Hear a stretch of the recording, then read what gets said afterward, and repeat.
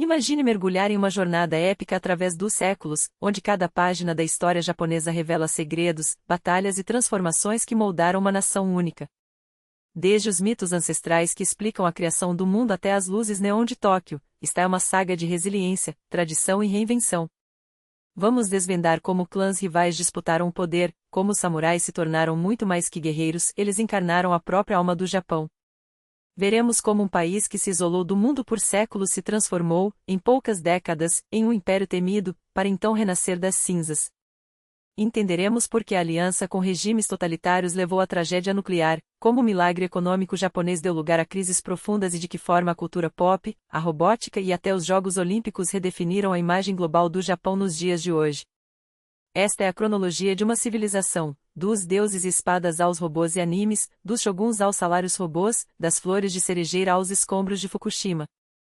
Mas antes de falarmos de impérios e tecnologias, precisamos voltar ao princípio de tudo, quando a Terra ainda era jovem e os deuses caminhavam entre os mortais.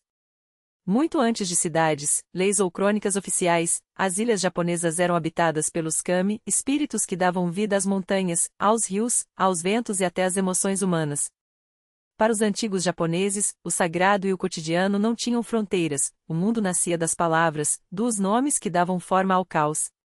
Segundo os registros mais antigos, compilados no século VIII por ordem imperial, tudo começou em um oceano de névoa primordial, um vazio sem forma. Dessa escuridão surgiram as primeiras divindades, seres tão elevados que nem mesmo participaram diretamente da criação do Japão. Coube a dois kami, Izanagi e Izanami, irmãos, amantes e complementares, a missão de ordenar o mundo. Do alto da ponte celestial Amanokiashi, eles mergulharam uma lança sagrada nas águas. Ao retirá-la, as gotas que escorreram da ponta solidificaram-se no ar, formando Onogorojima, a primeira ilha. Ali, em meio à natureza intocada, eles se uniram em casamento. Dessa união nasceram as principais ilhas do arquipélago Honshu, Kyushu, Shikoku e uma legião de espíritos que personificavam fogo, terras férteis, tempestades e até a própria morte. No entanto, a criação teve seu preço. Ao dar à luz o deus do fogo, Izanami sofreu queimaduras fatais e morreu. Desolado, Izanagi seguiu-a até Yumi, o reino dos mortos, determinado a trazê-la de volta. Mas ao quebrar a proibição de olhá-la, viu seu corpo em decomposição. Horrorizado, fugiu, selando a entrada com uma pedra gigante. Ao purificar-se nas águas de um rio, novas divindades nasceram de seu corpo e de suas lágrimas. Do olho esquerdo surgiu Amaterasu, a deusa do sol, do direito, Tsukuyumi, o deus da lua, e de seu nariz, Susanoo, o impetuoso senhor dos mares e tempestades. Esses três se tornaram os pilares do panteão japonês, mas a harmonia não durou. Susanoo, conhecido por seu temperamento indomável, semeou o caos no Palácio Celestial, destruiu plantações, jogou imundície nos salões e, em um acesso de fúria, matou uma das tecelãs divinas. Envergonhada, Amaterasu escondeu-se na caverna Amanoivato, mergulhando o mundo em trevas. Só com astúcia, risos, danças e um espelho sagrado pendurado na entrada, os outros kami conseguiram atraí-la de volta. Esse espelho, junto com a espada Kusanagi e a joia Yasakani no Magatama, tornou-se uma das três relíquias sagradas, símbolos eternos de sabedoria, coragem e virtude imperial. A lenda conta que Amaterasu enviou seu neto, Ninigi no Mikoto, à Terra para estabelecer a ordem. Descendo da montanha Takashio no Mine em Kyushu, ele trouxe consigo as relíquias, que seriam herdadas por seus sucessores. Gerações depois, surgiu Jimmu, o primeiro a ser proclamado Ten, o Imperador Celestial. Seu reinado, registrado nos anais do século VIII, é descrito como uma epopeia. Partindo do sul de Kyushu, ele liderou suas tropas através do mar, venceu tribos locais e fundou a capital perto da atual Nara. Embora historiadores modernos considerem a data simbólica de 660 a.C. um mito, ela foi, por séculos, o alicerce da identidade nacional. O imperador não era um mero governante, mas um descendente direto da deusa do sol, uma ligação divina que legitimava seu poder através de rituais e tradições imemoriais. Com o tempo, o clã Yamato, envolto em mitos de origem sagrada, consolidou sua hegemonia. Eram os dias do período Kofun, quando elites poderosas erguiam túmulos monumentais em forma de buquê, onde enterravam seus líderes ao lado de espadas, espelhos de bronze, joias e figuras aniva, esculturas de barro que representavam servidores, animais e casas, destinadas a proteger os mortos na outra vida. Esses montes, muitos ainda intactos, são testemunhas silenciosas do nascimento de um Estado centralizado. Foi o clã Yamato que passou a chamar seu líder de Kimi, Grande Senhor, plantando as sementes do que viria a ser o Japão Imperial. Paralelamente, o arquipélago recebia influências do continente. Migrantes, artesãos e nobres coreanos chegavam trazendo consigo metalurgia avançada, técnicas de cerâmica, talvez os primeiros traços de escrita e sistemas administrativos. Mesmo assim, a narrativa interna permanecia inalterada. O Japão era uma terra forjada pelos deuses, governada por seus herdeiros, onde o sagrado e o terreno se entrelaçavam em rituais eternos. Essa era uma época em que história e mito eram indissociáveis, onde o passado se explicava através de lendas tão vivas quanto a própria terra. Mas o isolamento não duraria para sempre. Do outro lado do Mar do Japão, civilizações como a chinesa já dominavam a escrita, a filosofia e estruturas de governo sofisticadas. Essas ideias, inevitavelmente, chegariam às costas japonesas. E foi no século VI que tudo mudou. Uma nova era começou, trazendo não apenas crenças inéditas, mas uma revolução na maneira de entender o poder, a alma e a ordem social. O grande catalisador? O budismo. Segundo os registros, foi em 552 que um emissário do reino coreano de Paesh chegou à corte do imperador Kimei com presentes, entre eles, imagens de Buda e sutras que prometiam uma nova verdade.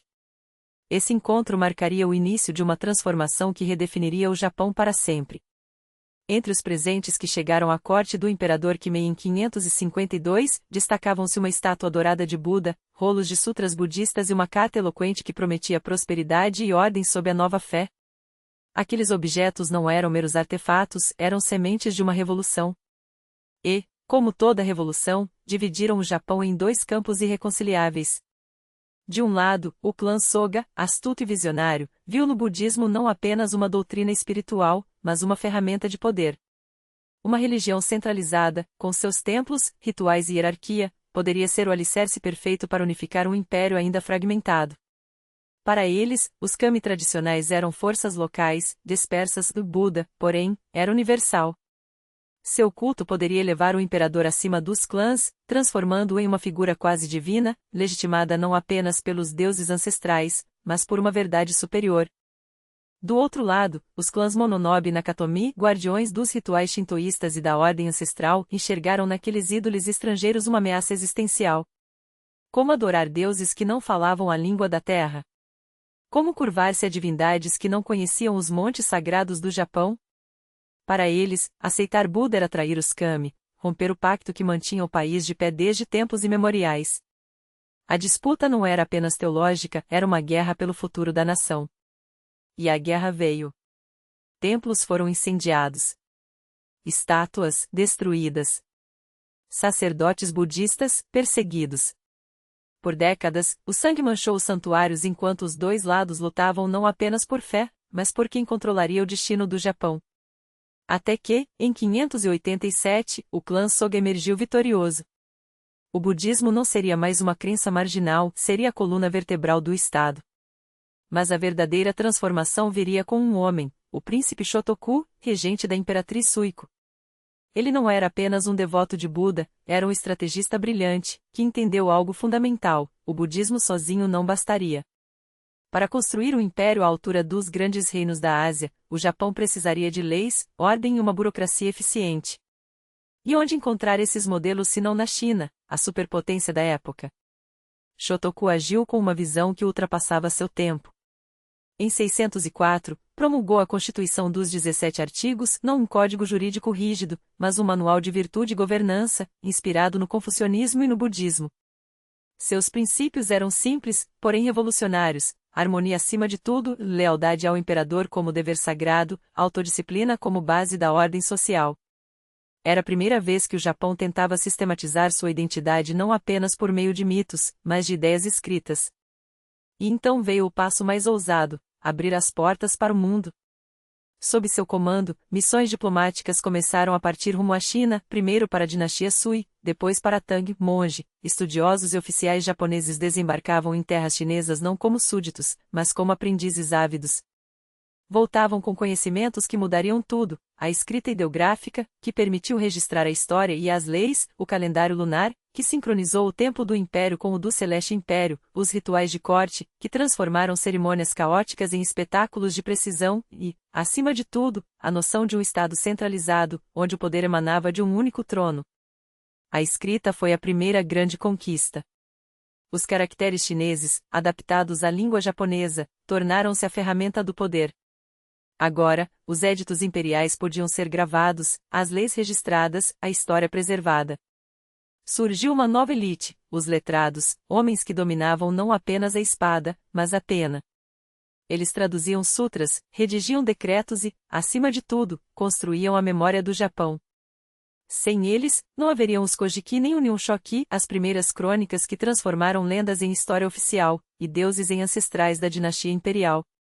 Mas a verdadeira prova de fogo viria em 645, com a Revolução de Taika. Um golpe palaciano, orquestrado pelo príncipe Naka no Oe, futuro imperador Tenji, e seu aliado Fujiwara no Kamatari, derrubou o clã Soga e declarou: o passado acabou. O nome da era Taika, Grande Mudança, já era um manifesto. Pela primeira vez, o Japão adotaria um sistema de datas por reinados, uma prática chinesa que simbolizava o controle do tempo pelo soberano. As reformas Taika foram o maior experimento de engenharia social da história japonesa até então.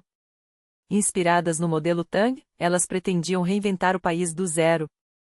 Todas as terras pertenciam ao Estado, os clãs perderiam suas propriedades privadas em teoria, embora na prática resistissem com unhas e dentes. Censos e impostos universais, cada camponês seria registrado, cada grão de arroz, contabilizado. Serviço militar obrigatório, os homens deveriam servir ao imperador, não aos senhores locais. Uma burocracia meritocrática, cargos seriam distribuídos por mérito, ou pelo menos era o ideal, não por nascimento. Um império dividido em províncias, governadas por funcionários nomeados pela corte, não por chefes hereditários. No papel, era um sonho confuciano, um estado ordenado, onde cada um conhecia seu lugar e seu dever. Na realidade, era um pesadelo logístico. Os clãs resistiam, os camponeses fugiam dos registros, e muitas terras imperiais continuavam nas mãos de famílias poderosas. Mas pouco importava. O que Matere era a ideia: pela primeira vez, o Japão se via como uma nação unificada, não uma colcha de retalhos de clãs. O imperador não era mais um primus inter pares, era o filho do céu, um soberano absoluto, pelo menos em teoria. E então, em 710, essa teoria ganhou um palco digno de sua ambição, Nara. A nova capital não foi escolhida ao acaso. Construída ao pé do Monte Mikasa, seguindo o modelo rigoroso de Chang'an, a capital Tang, Nara era um declarado de intenções. Ruas retas como setas, dividindo a cidade em quadrantes perfeitos. Palácios imensos, onde o imperador recebia embaixadores como um igual dos grandes monarcas asiáticos. Templos budistas que rivalizavam com os da China em esplendor. Era a materialização de um ideal, o Japão como um império civilizado, não um reino bárbaro às margens da Ásia. Mas Nara não era apenas pedra e madeira. Era o berço da identidade japonesa. Ali, os escrivães da corte compilaram os Kojiki, 712, e o Nihonshoki, 720, textos que não apenas registravam mitos, mas inventavam uma história. Pela primeira vez, os deuses do shintoísmo eram organizados em uma genealogia imperial, provando que o imperador descendia de Amaterasu, a deusa do sol. Não era mais uma questão de fé, era política em sua forma mais pura. O passado foi reescrito para justificar o presente. E então veio o apogeu e o problema. O budismo, que fora instrumento de unificação, tornou-se um poder paralelo. O imperador Shomu, movido tanto pela devoção quanto pela estratégia, ordenou a construção de templos provinciais em todo o país.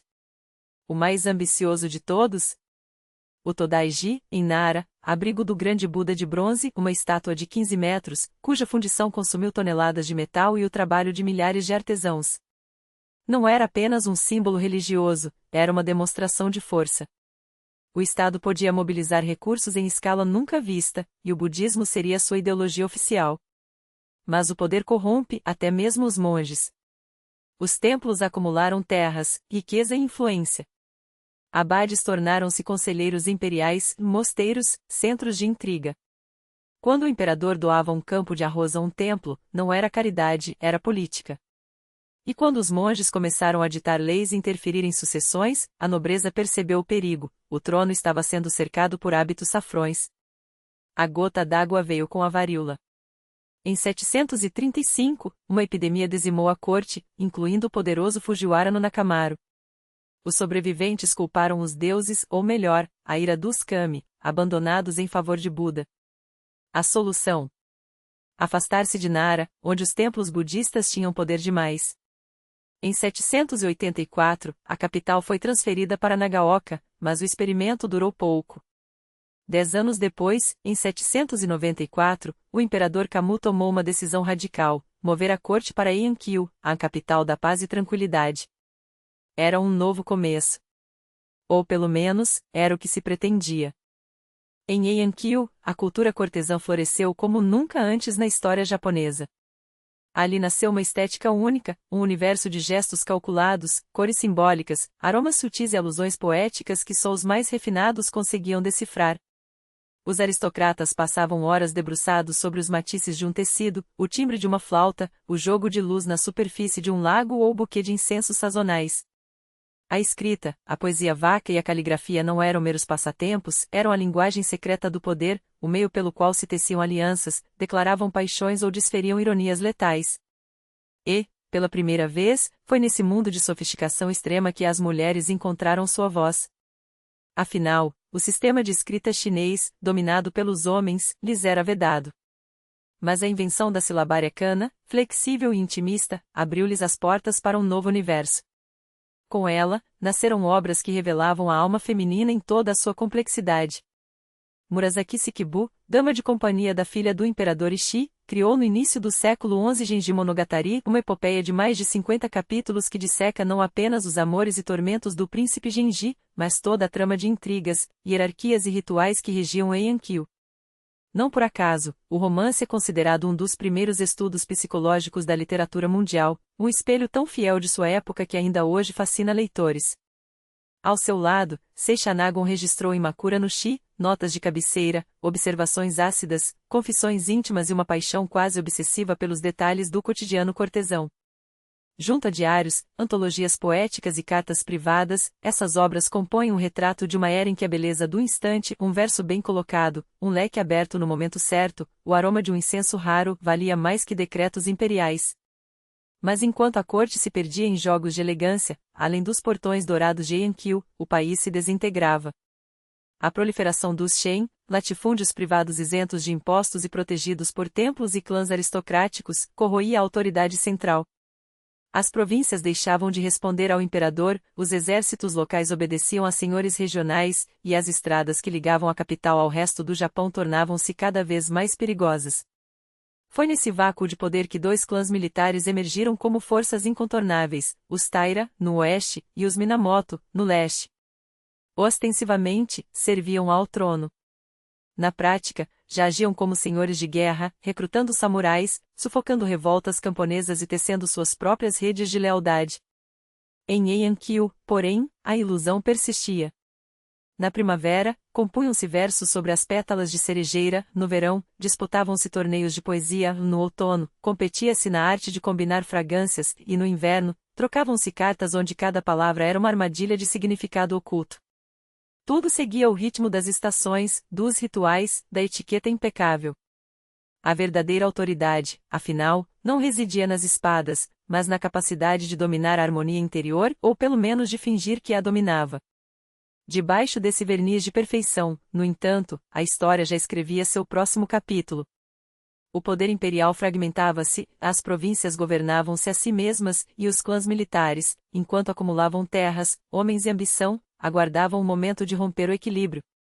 Em breve, a delicadeza dos salões de Heian-kyu se chocaria com a brutalidade dos campos de batalha. E quando a poeira baixasse, não seriam mais os poetas, mas os guerrilheiros, quem ditaria o destino da nação. No final do século X, enquanto a corte afundava cada vez mais em seu mundo de refinamento, o poder real escorria para as mãos daqueles que controlavam as províncias, as colheitas, as estradas e as lâminas. Surgia uma nova casta, os bushi, os homens de armas, que mais tarde seriam conhecidos como samurais. Eles não se importavam com a elegância de um ideograma ou a precisão de um pincel, sua arte era a da sobrevivência, da lealdade inquebrantável e da decisão rápida. Entre eles, dois clãs se destacavam, os Taira, astutos e ambiciosos, e os Minamoto, implacáveis e estratégicos. A ascensão de Taira no Kiyomori marcou um ponto de não retorno. Guerreiro brilhante e político ainda mais hábil, ele tornou-se o primeiro militar a alcançar o posto mais alto da corte. Casou sua filha com o imperador Takakura e, com um golpe de mestre, colocou seu neto no trono, transformando os Taira na própria espinha dorsal do poder em Enkyu. Mas o excesso de glória atraiu a ruína. Em 1180, o príncipe Mochihito, apoiado pelos Minamoto, ergueu a bandeira da rebelião. Começava a Guerra Genpei, um conflito de 5 anos que arrasaria o país e selaria o fim de uma era. O líder da revolta, Minamoto no Yoritomo, não era um guerreiro impulsivo. Exilado em Izu, ele soube esperar, tecendo alianças com clãs regionais e forjando um sistema de vassalagem que redefiniria o Japão. Seu irmão mais novo, Yoshitsune, tornou-se a lenda viva da campanha, suas marchas relâmpago, táticas ousadas e vitórias esmagadoras em Shinotani e Yashima entraram para a história. O desfecho veio em Danuura, no estreito de Shimonoseki, onde a frota Minamoto esmagou os Taira. Na derrota, a avó do jovem imperador, com a criança nos braços, lançou-se ao mar, levando consigo, diz a lenda, um dos 3 tesouros sagrados do Japão, o espelho divino, que mais tarde seria recuperado das profundezas.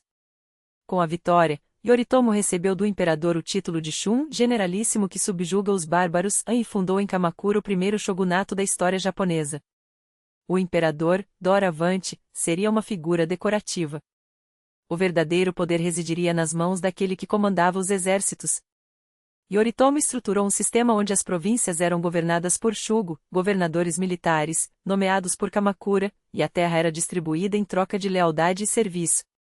A base desse novo ordenamento não era a linhagem nobre, mas a rede de obrigações entre senhor e vassalo, um contrato selado não com tinta, mas com sangue. Após sua morte, em 1199, o clã HJ, pela mão de sua viúva Masako, a monja samurai, assumiu o controle como shikin, regentes. Assim, a hierarquia tornou-se ainda mais labiríntica, o imperador curvava-se ao Shun, Mushun, aos regentes, e os HJ, por trás das cortinas, puxavam os fios do poder. Kamakura, outrora uma vila pesqueira, transformou-se no novo coração político do Japão, onde se forjava um ideal de governante radicalmente distinto do de Enkyu, austero, disciplinado, pronto para a guerra. Nesse ambiente, o Zen budismo, vindo da China, encontrou terreno fértil. Sua ênfase no despertar silencioso, na disciplina rígida e na aceitação serena da morte ressoou profundamente entre os samurais. Para eles, a espada e o satori, iluminação, não eram opostos, mas faces da mesma moeda. Os Bushi consolidaram-se como uma classe à parte, regida por um código onde a honra valia mais que a vida, a lealdade era absoluta e a morte, quando chegasse, deveria ser enfrentada com a mesma elegância de um verso bem recitado, só que agora, em vez de pincéis, suas ferramentas eram o arco, a espada e a determinação inabalável. Mas a espada não era seu único instrumento. Ao lado das artes marciais, os samurais dominavam a caligrafia, a poesia e a cerimônia do chá, disciplinas que, à primeira vista, pareciam frágeis diante da brutalidade da guerra, mas que, na verdade, forjavam a mente tão rigorosamente quanto o aço forjava a lâmina. Cada pincelada no papel de arroz, cada gesto na preparação do matcha, cada sílaba de um vaka composto à luz da lua eram exercícios de controle, precisão e presença. Era essa dualidade, a capacidade de brandir uma katana com a mesma graça com que se escrevia um poema, que definia o verdadeiro Bushi. Não por acaso, os maiores mestres da espada, como Miyamoto Musashi, também deixaram tratados de estratégia e filosofia, provando que a guerra e a arte eram 2 faces de um mesmo caminho. No entanto, a harmonia desse ideal seria brutalmente testada quando, no final do século X, as costas japonesas tremeram sob a ameaça de uma força até então desconhecida. A Mongólia de Kublai Khan, herdeira do império construído por Genghis, lançou sobre o Japão não apenas uma frota, mas um desafio existencial. A primeira investida, em 1274, pegou os defensores de surpresa. Samurais, monges guerrilheiros e camponeses uniram-se em uma resistência desesperada, enquanto os deuses, segundo creram, intervieram com um tifão que esmagou os invasores contra os rochedos de Kyushu. Mas o Khan não era homem de desistir. 7 anos depois, retornou com uma armada ainda mais colossal, dezenas de milhares de soldados, centenas de navios, aliados coreanos e chineses marchando sob a mesma bandeira. Desta vez, os japoneses estavam preparados. Fortificaram as praias, cavaram trincheiras, e quando o inimigo desembarcou, encontraram uma parede de aço e fogo. Por semanas, a batalha se arrastou em um banho de sangue, até que, mais uma vez, os céus se abriram. Um tufão de proporções bíblicas, o kamikaze, o vento divino, varreu o mar, afundando a esquadra mongola e salvando o Japão de um destino que teria reescrito sua história. A vitória, no entanto, teve um gosto amargo. Kamakura, o shogunato que liderara a resistência, não colheu os frutos da glória. Sem saque para distribuir, sem terras para recompensar os vasalos, o regime começou a ruir por dentro. Os clãs regionais, que haviam sangrado por sua causa, agora sentiam-se traídos. O poder dos HJ, outrora inquebrantável, rachou sob o peso das dívidas, das promessas não cumpridas e das ambições reprimidas. Quando o século XIV despontou, o que restava da ordem samurai era uma casca oca. O imperador Go-Daigo, um soberano que sonhava com o renascimento do poder imperial, viu sua chance. Com a ajuda de clãs descontentes, como os Ashikaga, ele derrubou o shogunato em 1333, inaugurando um breve e caótico período conhecido como Restauração Kemmu. Mas a unidade era uma ilusão. Seu próprio aliado, Ashikaga Takauji, virou-se contra ele, marchou sobre Kyoto e coroou um imperador rival, dividindo o país entre a corte do norte, leal aos Ashikaga, e a corte do sul, refugiada nas montanhas de Yoshino. Por 6 décadas, o Japão sangrou nessa guerra de dois imperadores, dois símbolos de legitimidade, duas visões de poder. Só em 1392, com a astúcia política de Ashikaga Yoshimitsu, as cortinas desse drama foram fechadas, pelo menos temporariamente. Yoshimitsu, um shogun que entendia tanto de diplomacia quanto de guerra, conseguiu um acordo formal entre as linhas rivais. Sob seu governo, o pavilhão dourado ergueu-se em Kyoto, símbolo de uma era que pretendia ser tão esplendorosa quanto estável. O comércio com a dinastia Ming floresceu, as artes prosperaram, e por um momento pareceu que o Japão havia encontrado seu equilíbrio. Mas a história, como uma espada mal embainhada, cortava quem tentava segurar seu cabo com negligência. A paz de Yoshimitsu durou apenas enquanto sua sombra se projetava sobre o país. Uma geração depois, as antigas fraturas reapareceram. Em 1467, a rivalidade entre os clãs Hosokawa e Yamana explodiu em uma guerra civil que arrasou a capital. O incidente de Nin não foi apenas um conflito entre duas famílias, foi o estupim que incinerou o que restava da autoridade central. Quando a poeira baixou, o shogun era uma figura decorativa, o imperador vivia na pobreza, e o verdadeiro poder havia se fragmentado nas mãos dos dains, senhores da guerra que governavam suas províncias como reinos independentes. Cada um deles ergueu castelos intransponíveis, forjou exércitos leais apenas a si, emitiu suas próprias leis e cobrou seus próprios impostos. Alguns, como os Ikuiki, ligas de monges guerrilheiros e camponeses, desafiaram até mesmo a autoridade dos dains, criando repúblicas teocráticas onde a espada e o sutra governavam lado a lado. O Japão havia se tornado um quebra-cabeça de feudos em guerra, unidos apenas pela língua, pelos mitos e pela memória distorcida de uma unidade perdida. Era um tempo em que a lealdade se media em moedas de prata e promessas quebradas, onde a traição era tão comum quanto a chuva de primavera. E foi nesse caos que surgiram os homens capazes de domar o dragão. Entre eles, um nome se destacaria acima de todos, Oda Nobunaga. Filho de um daim menor da província de Owari, Nobunaga era um enigma desde a juventude. Seu comportamento excêntrico, andava pelas ruas vestido como um mendigo, ignorava rituais, desafiava os mais velhos, fez com que muitos o considerassem um louco. Mas aqueles que subestimaram sua estranheza pagaram com a vida. Em 1560, na Batalha de Okizama, ele enfrentou um exército de Magawa Yoshimoto, um senhor da guerra cuja fama era tão grande que seus homens marchavam cantando sobre a vitória antes mesmo de lutar. Nobunaga, porém, não acreditava em destinos escritos. Com uma força 10 vezes menor, ele atacou sob uma tempestade, pegando Yoshimoto de surpresa em sua própria tenda. Uma única espada cortou a cabeça do general inimigo e, com ela, o mito de sua invencibilidade. A partir daí, Nobunaga não olhou para trás. Seu método era simples: esmagar qualquer um que se opusesse a ele. Monastérios budistas que se transformaram em fortalezas armadas, reduzidos a cinzas, com milhares de monges executados. Clãs que resistiam. aniquilados. Ele não apenas conquistava, ele reescrevia as regras. Abriu o Japão para o comércio com os portugueses, adotou em massa as Tanegashima, os mosquetes que mudariam para sempre a arte da guerra. Quebrou as barreiras internas, abolindo pedágios que sufocavam a economia.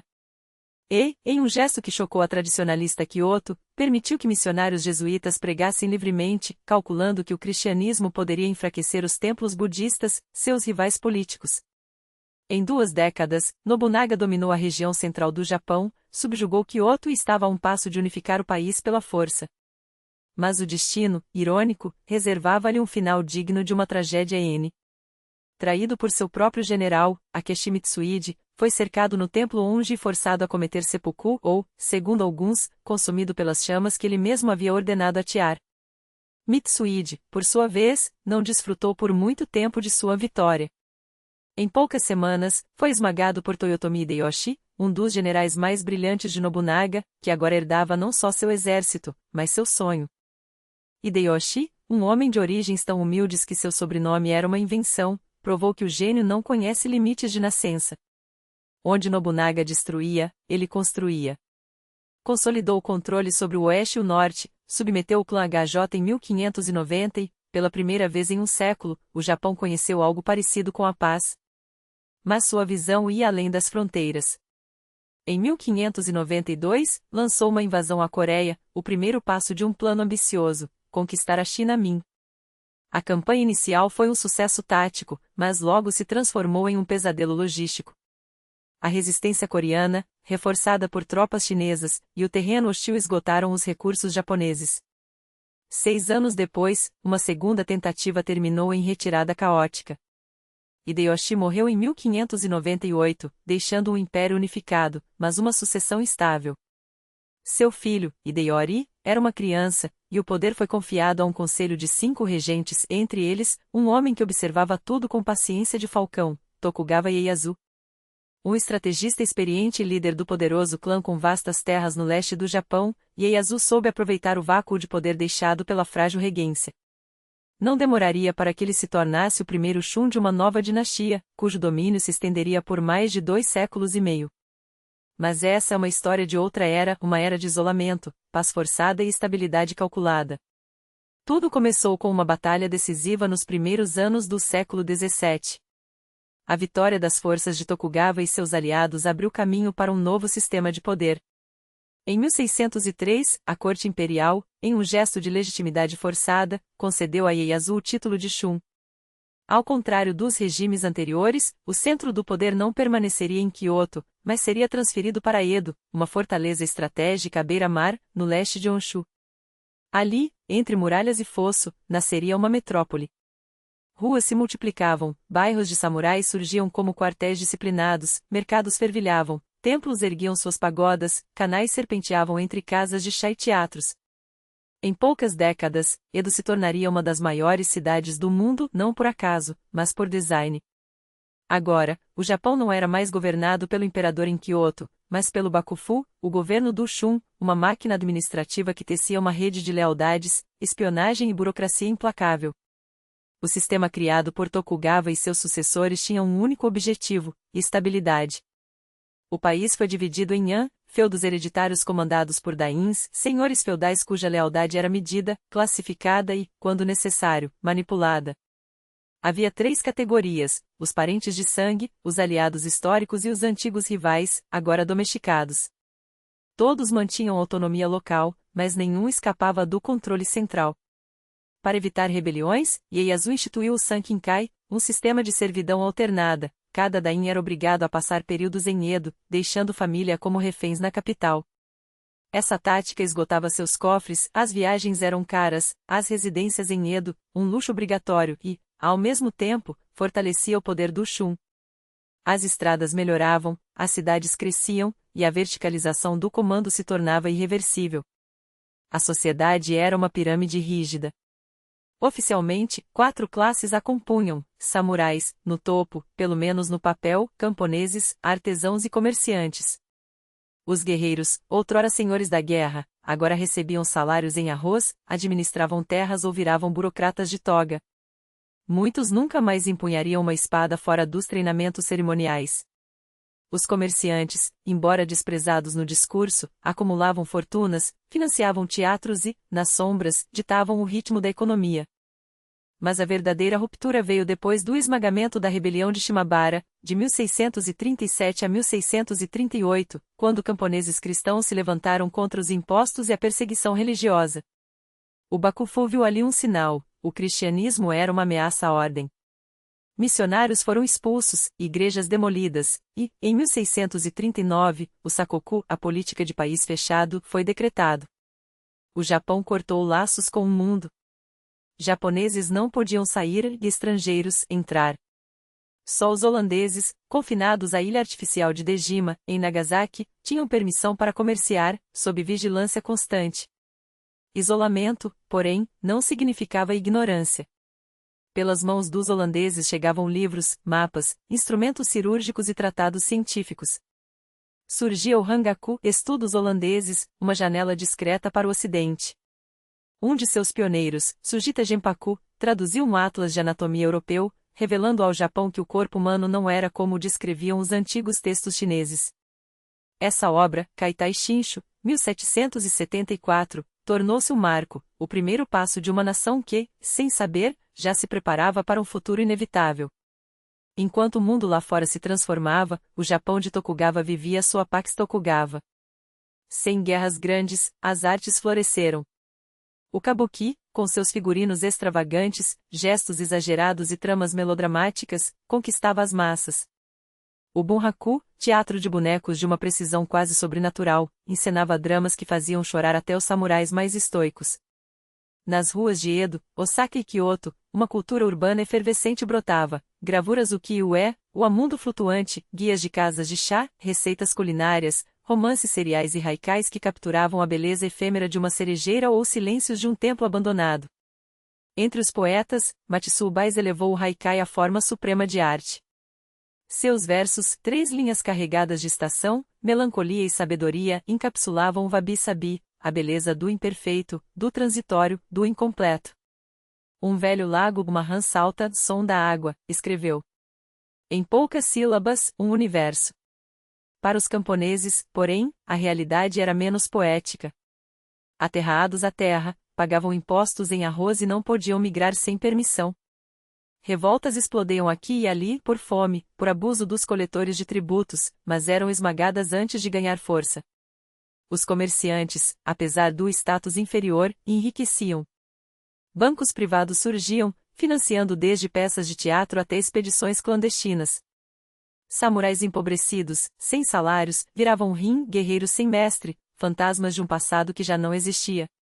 O sistema, porém, começava a rangir. A população crescia, as terras eram poucas, as colheitas, incertas. Reformas chegavam tarde e crises, como a Grande Fome de Temei, de 1782 a 1788, abalavam a fé no Bakufu. Enquanto isso, lá fora, o mundo batia à porta.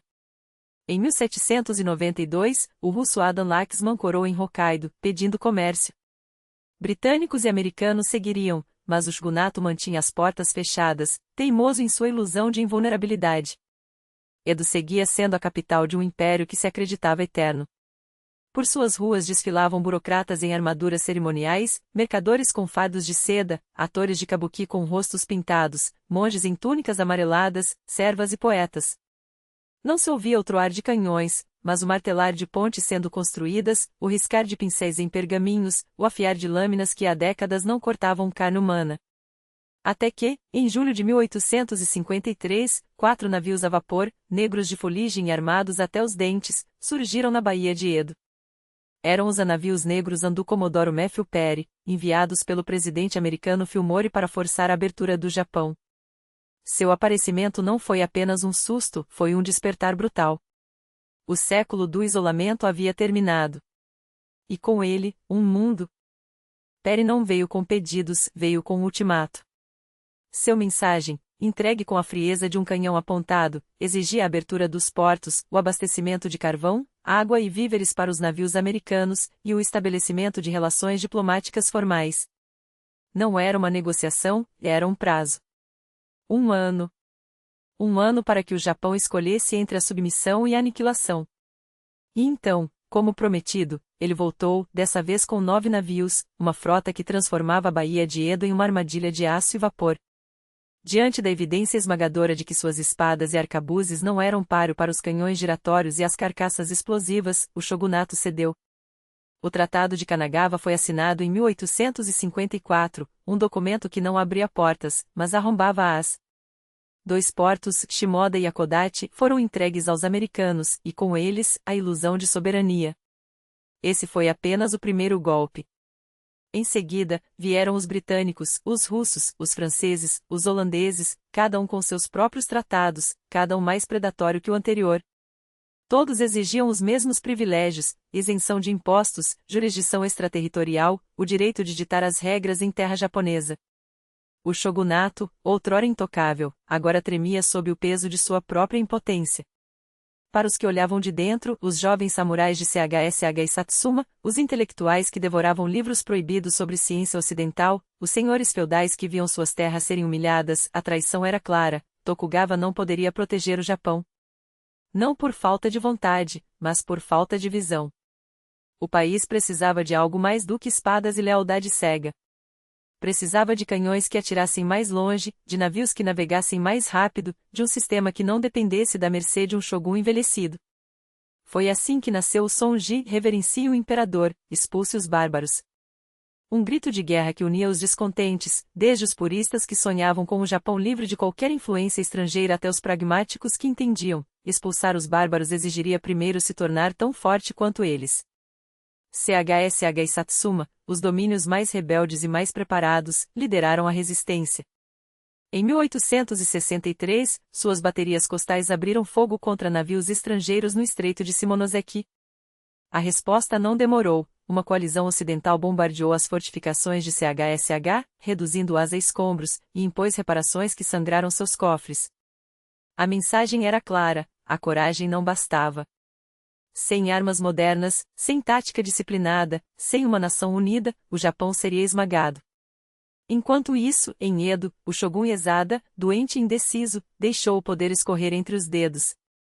Seu sucessor, Yoshinobu, era um homem de outro tempo, educado, inteligente, até reformista, mas herdara um sistema podre até a medula. Ele tentou o impossível: modernizar sem abalar as bases do shogunato. Criou uma academia militar ao estilo ocidental, comprou rifles e canhões, enviou jovens para estudar no exterior. Mas eram medidas tardias, como tentar consertar um navio já afundando. A oposição, agora organizada em uma aliança militar entre Satsuma e CHSH, não queria reformas, queria revolução. Em 1867, Yoshinobu, percebendo que a guerra aberta seria seu fim, fez o único movimento que lhe restava: devolveu o poder ao imperador. Um gesto calculado, uma rendição disfarçada de nobreza, na esperança de preservar algum espaço no novo ordem. Mas os restauracionistas não buscavam compromissos. Em janeiro de 1868, as tropas do shogunato e as forças leais ao imperador colidiram em Fushimi, nos arredores de Kyoto. A guerra Boshin havia começado. Os exércitos de Yoshinobu, embora numerosos, ainda lutavam como se estivessem em 1600, com táticas feudais, lealdades divididas e armas obsoletas. Já os clãs do sul, Satsuma, CHSH, Tosa, marchavam com rifles Minié, treinados por instrutores franceses e britânicos, disciplinados como máquinas. A Batalha de Toba-Fushimi durou apenas 3 dias. Quando a poeira baixou, o shogunato estava em retirada. Edo caiu sem resistência. Em abril de 1868, o jovem imperador Meiji, então com apenas 15 anos, foi coroado não apenas como monarca, mas como o símbolo de uma nação renascida. A cidade que por séculos fora o bastião dos Tokugawa foi rebatizada, Tóquio, a capital oriental, onde agora ondulava o estandarte imperial. Os últimos leais ao shogunato fugiram para o norte, para Hokkaido, onde proclamaram a efêmera República de Ezo, um último suspiro de resistência, liderado pelo almirante Enomoto Takeaki. Por alguns meses, sonharam com um Japão alternativo, uma república em terras geladas. Mas o novo governo não permitiria divisões. Em junho de 1869, as tropas imperiais esmagaram os rebeldes em Hakodate. Com a rendição de Enomoto, os últimos vestígios do shogunato desapareceram. Assim terminou uma era. 2 séculos e meio de paz imposta, de hierarquias imutáveis, de um Japão fechado em si mesmo, desabaram em menos de uma década. Mas o que veio a seguir não foi apenas uma mudança de poder, foi uma metamorfose. A restauração Meiji não se limitou a devolver a autoridade ao imperador, ela arrasou as fundações do antigo mundo para construir algo radicalmente novo. E esse novo mundo não seria erigido com orações ou espadas, mas com aço, leis e uma determinação feroz. O Japão não seria mais presa dos bárbaros. Seria um deles. E então, o superaria. A revolução não se limitou a transformar instituições, ela reesculpiu almas. O Japão Meiji não queria apenas cidadãos, queria soldados da nação, servos do Estado, devotos de um ideal maior. E esse ideal tinha um nome, o imperador. Não o homem frágil e distante que era Mutsuhito, mas o símbolo sagrado, a encarnação divina da eternidade japonesa. Seu retrato pendurado em cada escola, seu nome invocado em cada juramento, sua vontade ou a vontade daqueles que falavam em seu nome, tornada lei.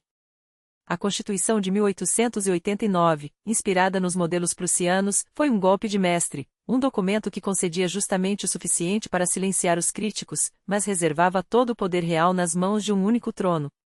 O imperador não governava, ele reinava, e essa distinção era tudo.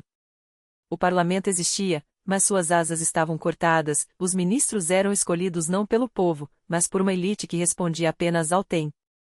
E para garantir que nenhuma geração esquecesse seu lugar no grande desenho, veio a Reescrita Imperial sobre Educação de 1890, um manifesto moral que transformava a lealdade em dogma, família em célula do Estado, e a nação em uma religião sem deuses além do próprio imperador. As ruas contavam a mesma história de dualidade. Tóquio, outrora Edo das ruas de terra e casas de papel, agora erguia edifícios de tijolo e ferro, iluminados a gás. Homens trocavam quimonos por fraques ingleses, mulheres da alta sociedade abandonavam os obi pelos espartilhos, mas nos templos, os sinos ainda soavam ao anoitecer, e nos campos, os camponeses curvavam-se aos mesmos kami de sempre.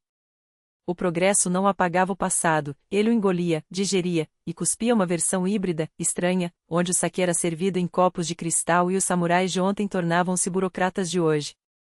Mas sob o verniz da modernidade, a carne do país sangrava. Impostos esmagadores, o recrutamento obrigatório arrancando filhos das aldeias, fábricas onde crianças trabalhavam até desmaiar, o preço do milagre era pago em moeda humana. Revoltas estouraram, greves foram esmagadas, e cada protesto abafado servia apenas para provar um ponto: a Nova Japão não pedia permissão. Ela avançava, e quem não pudesse acompanhar seria atropelado. O primeiro teste de fogo veio em 1894, quando a Coreia, esse pedaço de terra disputado como osso entre cães famintos, explodiu em revolta. Os Tonggak, camponeses armados de fé e foices, levantaram-se contra seus senhores, e a corte coreana, tremendo, chamou a China para restaurar a ordem. Pequim enviou tropas. E então, como um predador que espera apenas o cheiro de sangue, o Japão moveu suas peças. O Tratado de Tientsin de 1885 era uma fachada de cortesia, uma promessa de a notificar antes de intervir. Tóquio a notificou. E depois invadiu. Em julho, as tropas japonesas tomaram Seul, expulsando os chineses como lixo indesejado. Em setembro, o exército esmagou as forças Qing em Pyongyang e, dias depois, a marinha aniquilou a frota chinesa no rio Yalu, transformando o Mar Amarelo em um cemitério de navios afundados. Em novembro, Port Arthur, a joia da coroa naval da China, caiu após um assalto tão brutal que os próprios japoneses chamariam mais tarde de andemoníaco. Até a primavera seguinte, Pequim, de joelhos, assinou o tratado que selava sua humilhação: a Coreia independente, ou seja, japonesa, Taiwan entregue, 200 milhões de taels em prata como tributo pelo privilégio de ter sido derrotada. Mas a vitória tinha um gosto amargo. Quando o Japão estendeu a mão para pegar o prêmio, a península de Liaodong, chave para dominar a Manchúria, 3 potências europeias, como abutres disputando carniça, rosnaram em uníssono: não. Rússia, França e Alemanha, com suas canhoneiras e seus ultimatos, forçaram Tóquio a recuar. A intervenção tripla não foi apenas um golpe diplomático, foi uma facada nas costas da honra japonesa. O país que havia se arrastado para fora da Idade Média em uma geração agora via seus sonhos de grandeza sendo pisoteados por gaijin que nem sequer se deram ao trabalho de disfarçar seu desprezo. A raiva ferveu. Jornais clamavam por vingança. O governo, envergonhado, prometeu: nunca mais. E quando a Rússia, a mais arrogante das três, ocupou Liaodong e começou a construir sua própria fortaleza em Port Arthur, o destino estava selado.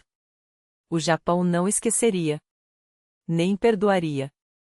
Os anos que se seguiram foram uma corrida contra o tempo. Fábricas trabalhavam 24 horas, fundindo canhões, estaleiros lançavam navios de guerra como se fossem brinquedos, escolas militares cuspiam oficiais treinados para uma guerra que todos sabiam viria. Em 1902, um feito inédito, a Grã-Bretanha, a rainha dos mares, estendeu a mão a uma nação asiática e assinou uma aliança. O anglo-japonês Treaty não era apenas um acordo, era um selo de aprovação. O Ocidente, finalmente, reconhecia que o Japão não era mais um aluno, mas um rival. E quando, em 1904, a Rússia continuou a arrastar os pés nas negociações, quando seus generais trataram as propostas japonesas como pedidos de um servo, quando seus navios ancoraram em Port Arthur como se o mar fosse deles por direito divino, Tóquio decidiu que palavras eram desperdício de tempo. Na noite de 8 de fevereiro, enquanto a neve caía sobre as águas geladas do porto, 9 contratorpedeiros japoneses cortaram a escuridão sem um único tiro de aviso. As minas explodiram. Os canhões rugiram. E quando o sol nasceu, a frota russa em Port Arthur já sangrava, pegada de surpresa, humilhada antes mesmo que a guerra fosse declarada. O mundo acordou para um fato consumado: o Império do Sol Nascente havia desferido o primeiro golpe. E não seria o último. Aqueles arquipélagos dispersos no Pacífico transformaram-se, em poucas décadas, em um império que ditava as regras à sua vizinhança. A participação do Japão na Primeira Guerra Mundial não foi massiva em termos de soldados, mas foi um movimento calculado, uma jogada de mestre no tabuleiro geopolítico. Enquanto a Europa se afogava em trincheiras, Tóquio agiu com precisão cirúrgica, ocupou as colônias alemãs no Extremo Oriente, tomou o estratégico porto chinês de Tsingtao e anexou ilhas no Pacífico que ampliaram seu domínio marítimo. Não foi uma invasão ruidosa, mas uma expansão silenciosa e implacável, aproveitando o momento em que as potências europeias, distraídas pela carnificina, mal tinham forças para protestar. Quando a guerra terminou, a delegação japonesa chegou a Versalhes não como suplicante, mas como credora. Exigiu e obteve o reconhecimento de seus direitos sobre os territórios conquistados. Porém, houve um revés simbólico, mas cortante. O Ocidente recusou-se a incluir na Carta da Liga das Nações a cláusula de igualdade racial proposta por Tóquio. Uma humilhação velada, que feriu o orgulho de uma nação que já se via como parte da elite global. Ainda assim, o Japão saía da conferência com mais do que tinha ao entrar, agora era uma potência colonial, com assentos nas mesas onde se decidia o destino do mundo. Mas dentro de suas fronteiras, a máquina do progresso começava a rangir. A economia oscila entre surtos de crescimento e crises abruptas. As cidades incham com uma população que cresce mais rápido que a capacidade de alimentá-la. O descontentamento serpeia entre operários, camponeses e uma intelectualidade que questiona o curso do país. E então, em 1931, veio o estupim, um suposto atentado contra a ferrovia na Manchúria, um incidente fabricado, como depois se provaria, serviu de pretexto para que o exército japonês, agindo por conta própria, invadisse o nordeste da China. Em semanas, o último imperador chinês, Puyi, foi transformado em fantoche de um estado manobrado, a Manchukuo. Não foi uma guerra declarada, foi um golpe de estado disfarçado de incidente local. O mundo condenou. A Liga das Nações protestou. O Japão riu das sanções, saiu da organização e seguiu adiante, cada vez mais audacioso. Para Tóquio, a década de 1930 não começou em 1939, com a invasão da Polônia, mas muito antes, quando suas divisões já marchavam sobre a China. Em 1937, a guerra se tornou total e o massacre de Nanquim escreveu uma das páginas mais sombrias da história moderna. Entre 100 mil e 300 mil chineses, números que ainda hoje provocam controvérsia, foram executados, estuprados ou queimados vivos em uma orgia de violência que durou semanas. As ruas da cidade viraram rios de sangue, e o mundo, mesmo horrorizado, pouco fez para deter a máquina de guerra japonesa. Em 1940, o Japão selou seu destino ao assinar o Pacto Tripartite com a Alemanha nazista e a Itália fascista. Não foi uma aliança por afinidade ideológica, mas por conveniência brutal. Três potências ambiciosas, cada uma com seu próprio império a construir, unidas pelo desejo de reescrever a ordem global. E então, em dezembro de 1941, veio o golpe que abalaria a Terra. Aviões japoneses surgiram no horizonte de Pearl Harbor como um enxame mortal, afundando navios, destruindo aeronaves e matando milhares em poucas horas. O ataque foi um sucesso tático, mas um desastre estratégico. Os Estados Unidos, até então relutantes em entrar na guerra, acordaram com um rugido. E o Japão, eufórico com suas vitórias iniciais nas Filipinas, na Malásia e na Indonésia, não percebeu que havia acordado um gigante. Os primeiros anos foram de triunfos. As bandeiras do sol nascente hasteavam-se sobre territórios conquistados com uma velocidade que deixava o mundo atônito. Mas a partir de 1943, a maré começou a virar. Batalhas navais como a de Midway tornaram-se pontos de inflexão. Navios afundavam, pilotos morriam, e as ilhas que antes eram trampolins para a vitória transformavam-se em armadilhas. A economia japonesa, asfixiada pelo bloqueio americano, começou a ruir. Cidades inteiras foram reduzidas a escombros por bombardeios incansáveis e então, na noite de 9 para 10 de março de 1945, Tóquio ardou. Em poucas horas, mais de 100.000 pessoas morreram carbonizadas sob uma chuva de bombas incendiárias. Foi o prelúdio do apocalipse. 6 de agosto de 1945. Uma manhã como outra qualquer em Hiroshima, até que o céu se abriu em um clarão cegante. Uma única bomba, Little Boy, vaporizou instantaneamente dezenas de milhares de vidas e deixou a cidade em ruínas radioativas. 3 dias depois, Nagasaki sofreu o mesmo destino. Entre os dois ataques, mais de 200.000 pessoas morreram, muitas delas lentamente, corpos se desintegrando pela radiação. O mundo assistiu, paralisado, ao nascimento de uma nova era, a era em que a humanidade ganhará o poder de apagar cidades com um único gesto. Pela primeira vez em sua história, o imperador Hirohito falou diretamente ao povo. Sua voz, transmitida pelo rádio em 15 de agosto, era fraca, quase espectral. Não houve heroísmo em suas palavras, apenas a rendição inevitável. Suportaremos o insuportável, disse, enquanto a nação chorava. Em 2 de setembro, a bordo do USS Missouri, na Baía de Tóquio, os termos da capitulação foram assinados. A guerra havia terminado. Mas para o Japão, o verdadeiro teste estava apenas começando. O milagre econômico japonês não nasceu do petróleo, do minério ou de colônias distantes, ele brotou do suor, da disciplina ferrenha e de uma obsessão por inovação que transformou ruínas em laboratórios do futuro. E nenhum momento simbolizou melhor essa metamorfose do que os Jogos Olímpicos de Tóquio, em 1964. Pela primeira vez na história, a Ásia recebia a chama olímpica, e o Japão não apenas sediou o evento, ele o reinventou. O mundo assistiu, boquiaberto, ao nascimento do Shinkansen, o trem-bala que cortava o país a 200 km por hora, enquanto câmeras em cores transmitiam, pela primeira vez, cada salto, cada recorde, cada lágrima de vitória. Estádios futuristas ergueram-se onde antes havia escombros, autoestradas serpenteavam por montanhas que outrora abrigavam trincheiras. Não era apenas um evento esportivo, era uma declaração de guerra ao passado. O Japão de 1964 não queria ser lembrado por Pearl Harbor ou Hiroshima.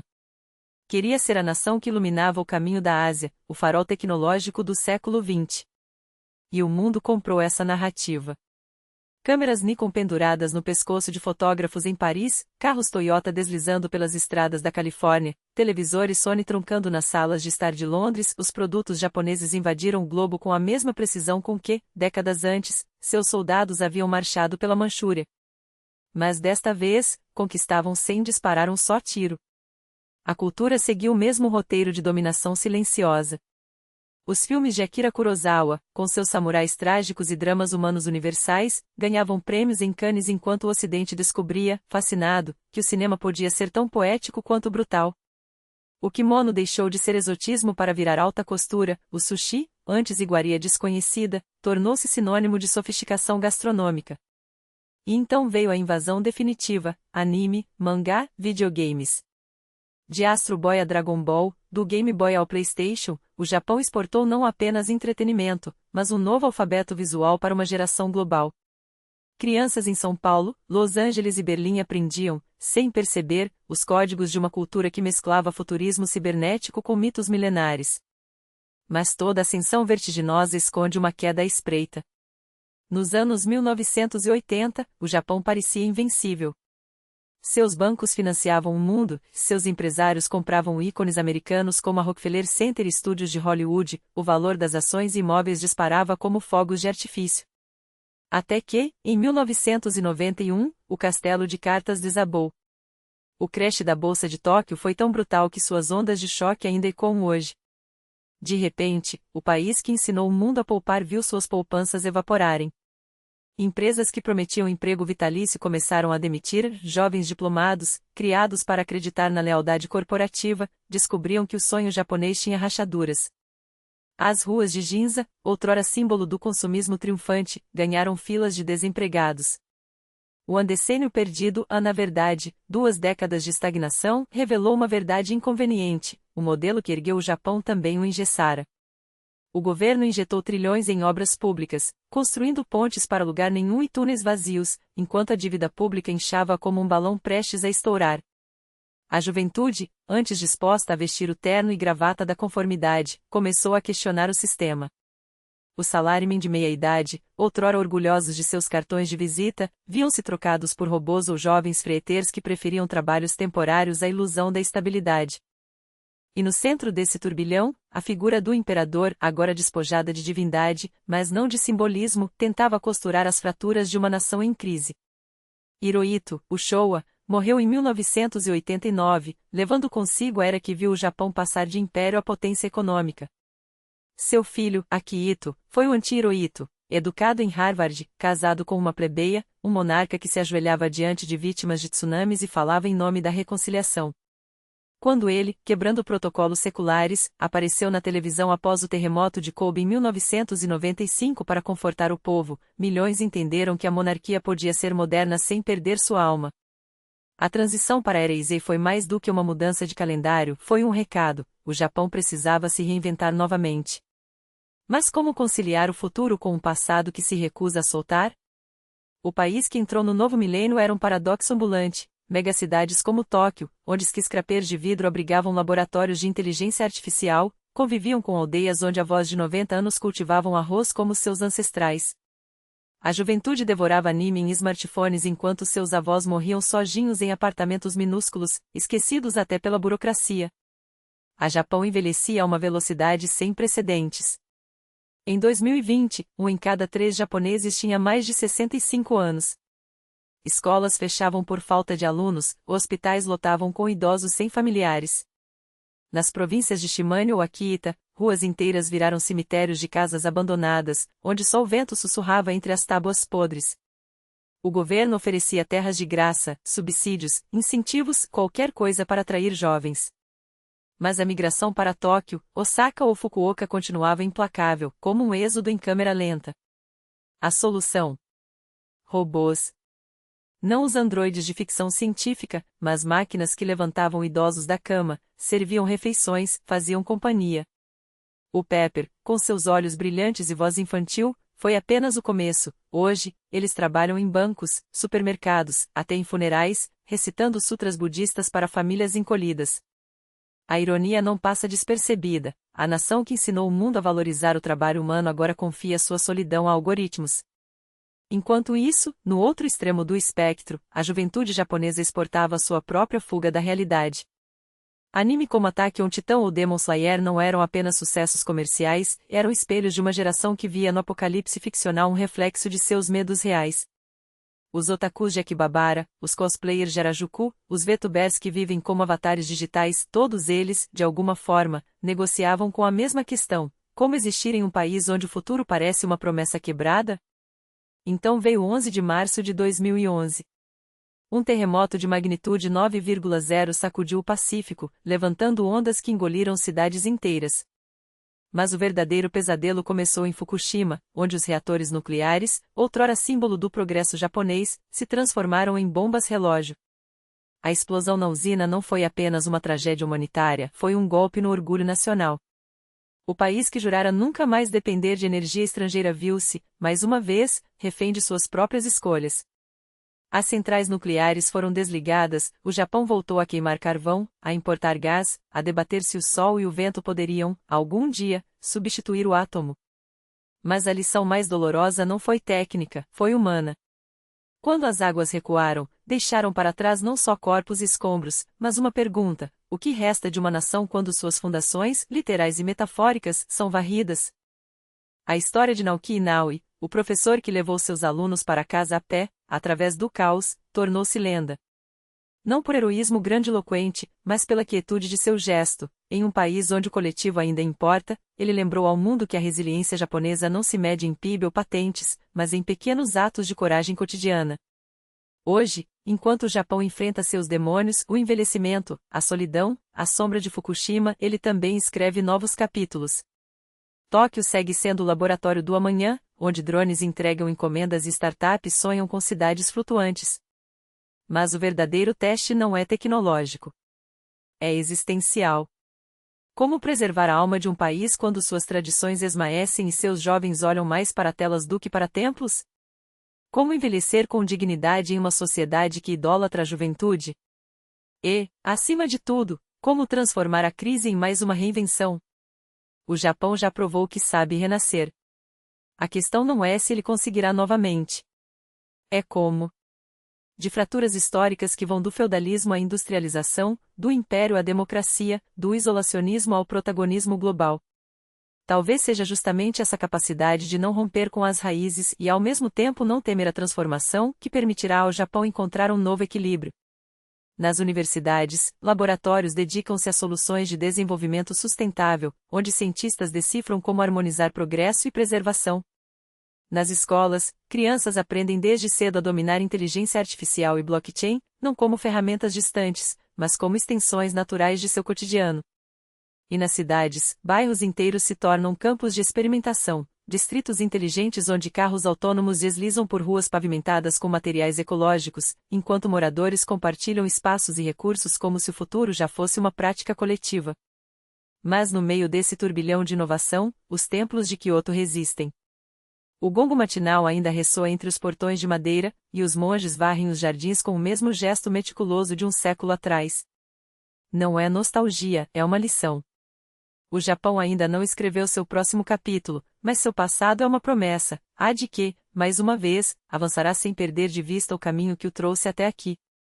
Uma nação que sabe que o futuro não se constrói apagando o ontem, mas tecendo-o com os fios do amanhã.